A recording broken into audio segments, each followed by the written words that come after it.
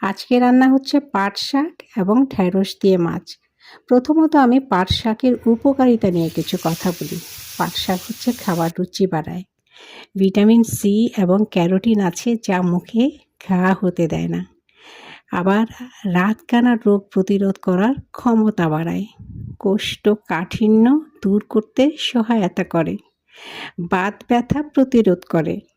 Omega 3 fat থাকে যা মস্তিষ্ক বিকাশে গুরুত্বপূর্ণ ভূমিকা রাখে। পাট শাকে প্রচুর ক্যালসিয়াম ও ম্যাগনেসিয়াম থাকে যা হাড়ের স্বাস্থ্য ও দাঁত ভালো রাখে। পাট শাক প্রদাহ কমাতে সাহায্য করে, রোগ প্রতিরোধকারী কোষ তৈরি করতে সহায়তা করে। এবার আসি ঢ্যাঁড়সের কথায়। ঢ্যাঁড়সের উপকারিতা কি জানো? ঢ্যাঁড়সকে আমরা মনে করি গুরুত্বহীন, কিন্তু এই ঢ্যাঁড়স আমাদের শরীরে অজান্তেই অনেক উপকার করে। ঢ্যাঁড়সের কিছু গুণ রয়েছে যা শরীরকে অনেক রোগ প্রতিরোধ ক্ষমতা থেকে রক্ষা করে। ঢ্যাঁড়সে রয়েছে সলিউবল ফাইবার, প্যাকটিন যা রক্তের বাজে কোলেস্টেরলকে কমাতে সাহায্য করে। ঢ্যাঁড়সের মধ্যে রয়েছে অনেক ওষুধ গুণ।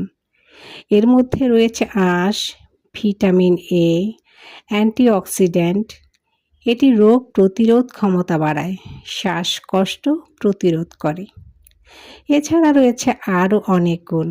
হেলদি ফুড টিম দিয়েছে ঢ্যাঁড়সের 10 গুণের কথা, যা জানার পর প্রতিদিনের খাদ্য তালিকায় ঢ্যাঁড়স রাখতে চাইবেন আপনি। এক হচ্ছে কোলেস্টেরল কমায়, বাজে কোলেস্টেরল কমায়। ঢ্যাঁড়সের মধ্যে রয়েছে সলিউবল ফাইবার, আঁশ, প্যাকটিন যা রক্তের বাজে কোলেস্টেরলকে কমাতে সাহায্য করে। অ্যাথেরোস্ক্লেরোসিস প্রতিরোধ করে। ভ্রূণ তৈরিতে গর্ভাবস্থায় ভ্রূণ তৈরির জন্য ভালো ঢ্যাঁড়স। গর্ভাবস্থায় ভ্রূণের মস্তিষ্ক তৈরিতে সাহায্য করে। মিসক্যারেজ হওয়া থেকেও প্রতিরোধ করে। আবার ত্বক থেকে বিষাক্ত পদার্থগুলো দূর করে। তবে রান্না পদ্ধতির উপরে অনেক কিছুই নির্ভর করে, মানে কতটা আপনি সেখান থেকে উপকারিতা পাবেন, আবার কতটা হারাবেন। যে কোনো শাক সবজি থেকে বেশি উপকার পেতে হলে প্রথমত কুচি কুচি করে কেটে তারপরে না ধোয়াই ভালো, কারণ একটু গোটা গোটা করে কেটে তারপরে ধুয়ে তারপরে কুচি করা ভালো।